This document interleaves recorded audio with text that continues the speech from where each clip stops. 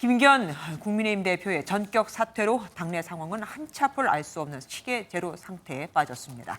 원래는 당대표가 임기를 15개월이나 남겨두고 사퇴한 만큼 새 대표를 뽑는 게 맞지만 총선은 얼마 남겨두지 않은 상황에선 비대위가 더 나은지 아니면 아예 선거대책위원회를 가동하는 게 더 나은지 등등 따져봐야 할 게 많거든요. 국회 연결해서 지금 상황 살펴보겠습니다. 김순철 기자, 당장 국민의힘은 어떻게 되는 겁니까?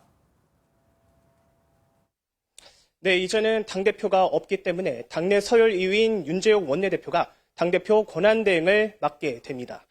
윤 원내대표 등 나머지 지도부는 비대위 전환 등 향후 총선 체제를 두고 고심하고 있는데요. 이런 가운데 유이동 정책위의장도 당의 사의를 표한 것으로 확인됐습니다. 다른 임명직 당직자들도 김기현 대표 사퇴에 따라 함께 사의를 표한 것으로 알려졌는데요. 총선이 4개월도 남지 않은 만큼 윤재욱 원내대표가 반려의 뜻을 밝힌 것으로 알려졌습니다. 당은 조만간 비상대책위원회 체제로 전환할 가능성이 크다는 관측인데요.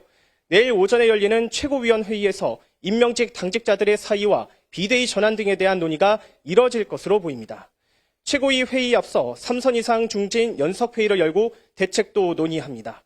김기현 대표의 사퇴 이후 국민의힘 내부는 크게 술렁이는 분위기인데요.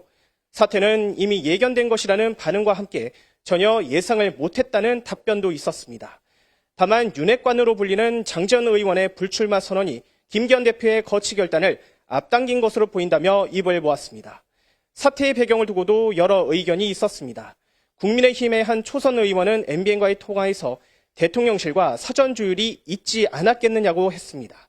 한 재선 의원은 현 체제로는 총선 승리 가능성을 장담할 수 없어 거취를 결단한 것 아니겠냐고 말했습니다.